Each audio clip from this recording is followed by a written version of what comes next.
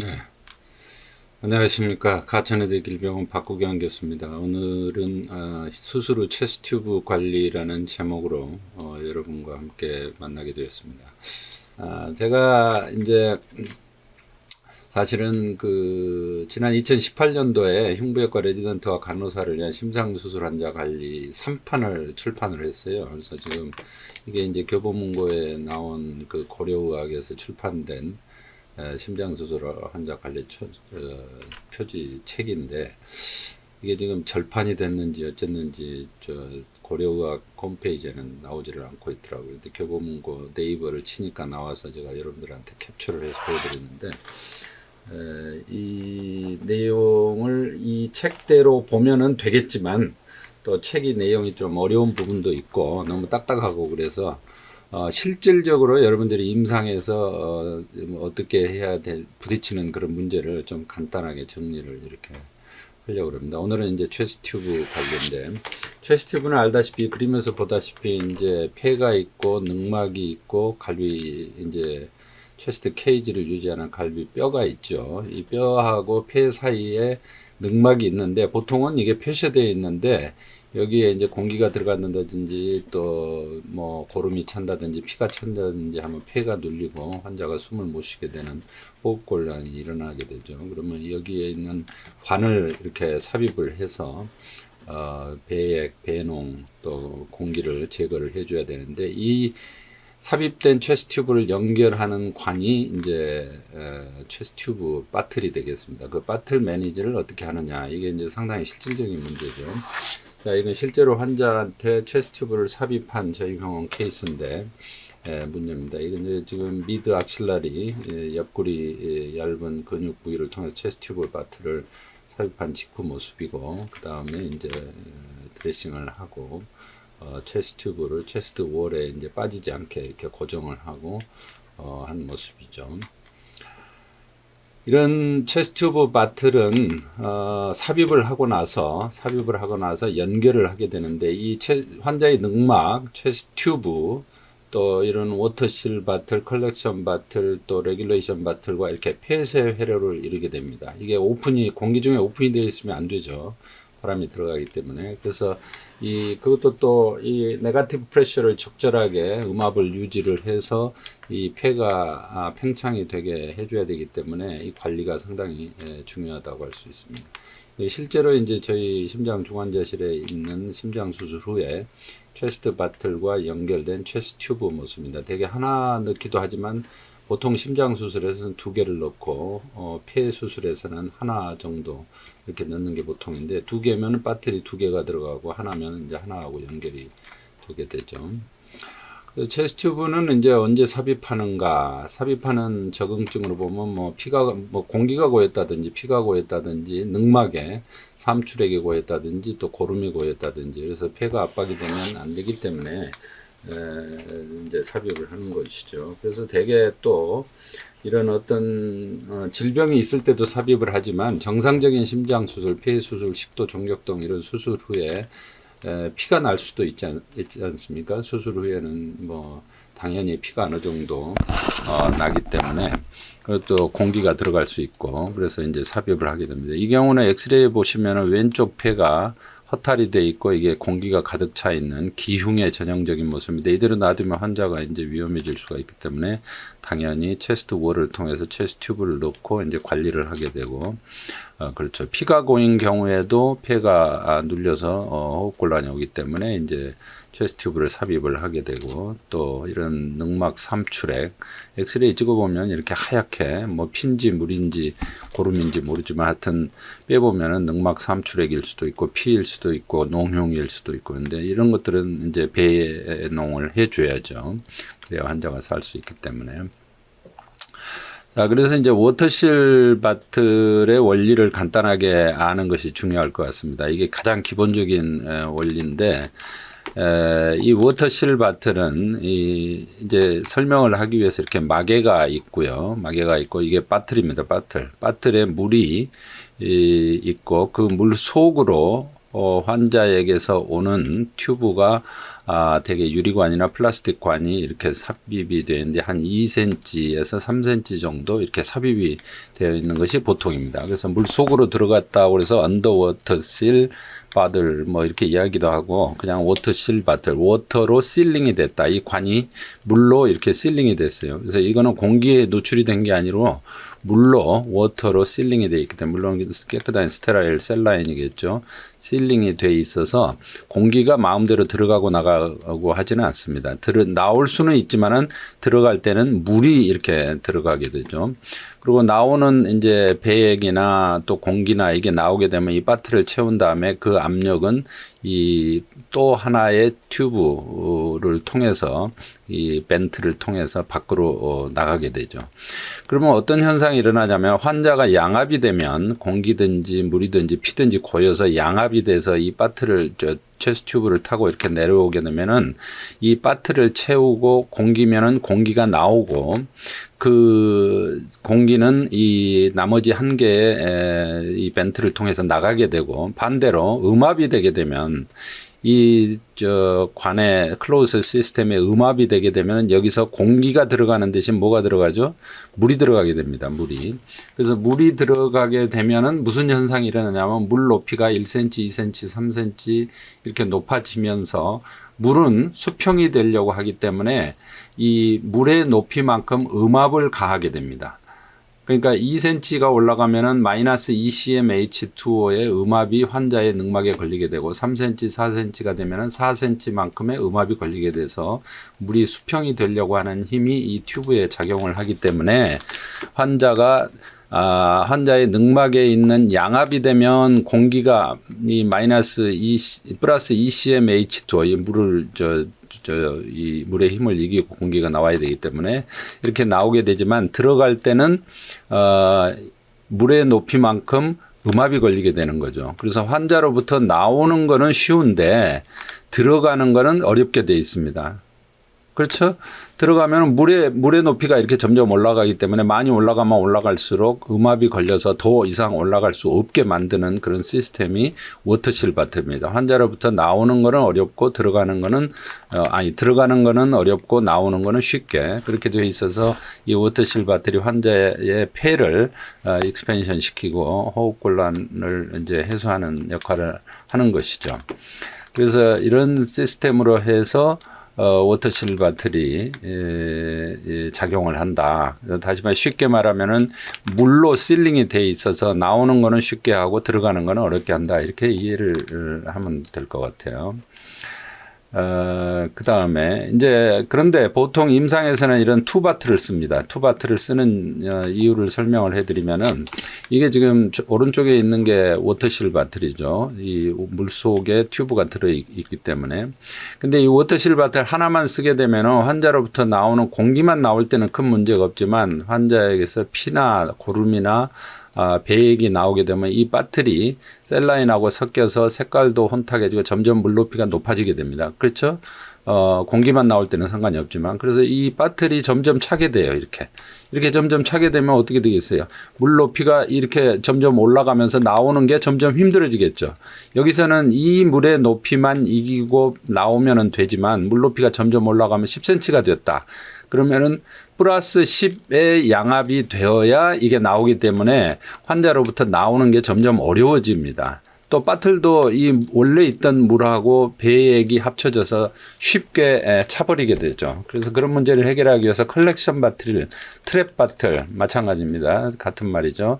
이 트랩 바틀 혹은 컬렉션 바틀을 두게 되는데 역시 클로즈 시스템으로 뚜껑을 막아서 밖으로 공기 노출이 안 되게 하고 환자로부터 오는 관을 일단 뭐가 됐든 이 컬렉션 바틀에 컬렉션을 하고 거기서 그 클로즈드 시스템 튜브를 통해서 워터실 바틀하고 연결하면은 이 환자의 늑막에 있는 압력은 당연히 워터 실링이 되는 효과를 가져오면서 이 환자로부터 나오는 고름이나 피는 이 컬렉션 바틀에 고이게 되기 때문에 나중에 이 컬렉션 바틀만 체인지 해주면은 환자의 워터 실링 이펙트는 그대로 유지가 되는 것이죠. 그래서 그런 작용을 가지기 위해서 이 투바틀 시스템을 효과적으로 쓰는 것이 중요하다. 이런 말씀을 드리고요. 그래서 보통은 지금 이렇게 하고 있습니다. 붙여서 이렇게 따로따로 쓰는 게 아니라 보면은 실제로 자, 이 체스트 바틀이 체스트 튜브를 삽입을 하고 수술할 때 삽입을 하고 나오죠. 튜브를 통해서 연결이 돼 있어요. 이 환자는 하나, 두 개가 들어가 있기 때문에 투 바틀 시스템이 두 개가 들어가 있습니다. 두 개가. 그래서 두 개가 들어가 있는데 그 자세히 보게 되면은 클로스드 뷰로 보면 이게 지금 워터실 바틀이에요. 그리고 이게 컬렉션 바틀입니다. 이 두 개가 있기 때문에 굉장히 복잡한데 이 앞쪽 튜브, 이 앞쪽 바틀 하나만 보게 되면은 이 환자하고 연결된 게 이거예요. 왼쪽에 여러분들이 조금 헷갈렸을 수 있는데 왼쪽으로 연결돼서 여기에 피가 이렇게 고여 있습니다. 그렇죠? 이게 이제 컬렉션 하는 거죠. 이 바틀은 둘 다 공기 중에 이렇게 노출이 돼 있어요. 이 바틀에 클로스드 시스템이지만 그래서 이 튜브가 이쪽으로 이렇게 연결이 돼 있습니다. 어디로 연결되어 있냐면 물 속으로 이렇게 들어가 있는 워터실 바틀에 연결이 돼 있어요. 이렇게. 이거는 여기서는 튜브가 둘 다 공기 중에 여기 공기가 아니라 이 바틀 안에서 노출이 돼 있지만 이쪽 워터실 바틀은 당연히 물 속으로 들어가 있는 워터 실링을 해야 되기 때문에 이 바틀과 연결이 돼 있죠. 그리고 나머지 하나는 나중에 설명할 컬렉션 바틀로 레귤레이션 바틀로 연결이 돼서 일정한 음압으로 땡길 수 있는 시스템과 연결이 되어 있습니다. 그래서 하나, 둘, 컬렉션 바틀, 워터실 바틀. 그래서 투 바틀 시스템으로 연결이 되어 있고 이 바틀에 하나는 환자, 하나는 이 워터 실링, 또 하나는 컬렉션 바틀로 이렇게 연결이 되게 되어 있습니다. 좀 복잡하지만 알고 보면 그렇게 직접 보면은 어렵지는 않습니다. 네. 자, 그 다음에 이제 레귤레이션 바틀인데요. 레귤레이팅 바틀은 이 아까 설명한 투 바틀 시스템의 이 마지막 워터실 바틀의 이 관이 레귤레이션 바틀로 연결이 되어 있는데 이 압력은 왜 필요하냐면은 자, 물속에 마이너스 2 플러스 ECM의 압력이 지나면은 환자로부터 나오게 쉽게 돼 있죠. 그러나 환자의 늑막은 보통 마이너스 들어마실 때는 4에서 8, 숨을 내쉴 때는 마이너스 2에서 4, 뭐 항상 마이너스 음압이 유지돼야 되기 때문에 그만큼을 적당하게 음압으로 땡겨주는 것이 필요합니다. 그렇다고 무작정 막 마이너스 50, 100 보통 월석션이 뭐 마이너스 200까지 땡기죠. 200, 300 이렇게 땡길 수가 있어요. 음압을 유지를 하는데 그렇게 해서 이 환자의 플로라가 마이너스 200이 돼버리면 폐가 찢어지게 됩니다. 손상이 오죠. 그래서 그렇게 하지 않고 마이너스 한 10 또는 20 사이로 적당히 음압을 유지를 해서 하기 위해서는 이런 레귤레이션이 필요합니다. 어떻게 하냐면은 이 음압을 이렇게 당기죠. 그리고 한쪽을 워터 실링이 된 튜브를 에다가 물의 높이를 한 20cm 정도 이렇게 물을 담가 놓습니다. 그러면 여기서 음압을 많이 걸어서 이 물의 높이 이상 20cm H2O 이상 마이너스 그 이하로 마이너스가 되게 되면은 여기서 공기가 들어가서 해소가 돼 버리는 거예요. 그러니까 아무리 여기서 석션을 세게 한다고 해도 공기가 더 세게 들어갈 뿐이지 이 물의 높이 이상으로 마이너스를 더 유지할 수는 없다 이거죠. 자, 그러면 여러분들한테 문제를 한번 내볼까요? 이 물의 높이가 20이고 이 워터 실링 바틀의 물의 높이가 2cm다. 그러면 환자에게 실제로 걸리는 마이너스 음압은 얼마일까요? 네? 네.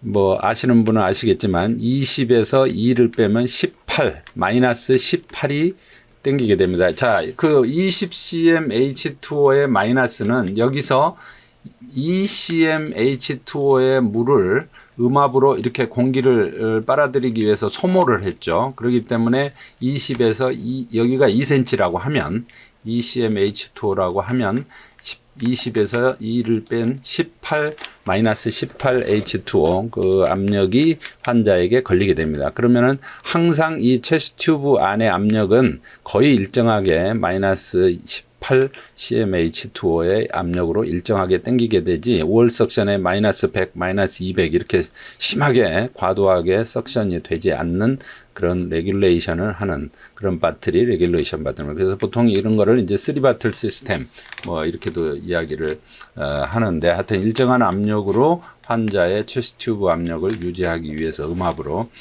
이런 3바틀 시스템을 사용한다 하는 거를 이거는 이제 실제로 이번 주에 수술한 환자의 체스트 엑스레이인데 자 여러분들에게 이제 퀴즈 겸 한번 물어봅시다. 이 체스트 엑스레이에서 보이는 거가 실제 판막 심장 수술 후에 사진에서 한번 찾아볼까요?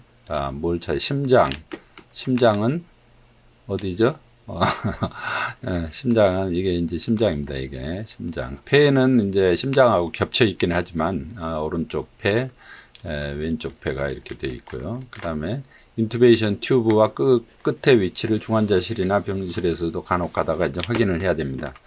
이 환자는 먼저 이 수술을 하고 나서 스터넘을 봉합한 와이어가 있죠. 철사가 하나, 둘, 셋, 넷, 5개가 이렇게 있는데 피겨 오브 8으로 하나, 둘, 셋, 넷, 5개 스터넘 뼈를 이렇게 이제 봉합을 해 놓은 거고 그 중앙 위에 보면은 인투베이션 튜브가 이렇게 들어가 있어요. 이렇게 들어가 있는 게 보입니다. 잘 보면 보이고 잘 안 보면 또 지나칠 수가 있어요. 자, 그 다음에 체스트 튜브의 위치. 자, 오늘 이야기할 체스트 튜브가 이제 들어가 있는데 어디 한번 찾아보세요. 엑스레이가 조금 흐리지만 그래도 독수리의 눈으로 여러분들이 찾아야 됩니다. 어디가 있죠? 2개가 들어가 있었다고 그랬죠? 여기에 횡격막 쪽으로 하나 들어가 있고 정격동 쪽으로 이렇게 하나가 여기까지 들어가 있습니다. 그래서 하나 1번이 여기 들어가 있고요. 2번이 여기 들어가 있습니다. 그래서 이 체스트 튜브를 일정한 간격으로 음압을 유지하면서 나오기 쉽게 하기 위해서 이런 3바틀 시스템을 이용해서 연결을 해서 수술 후에 이제 관리를 하는 거죠. 또 있어요. 수환관스 카스타. 네, 수환관스 카스타가 어떤 거죠?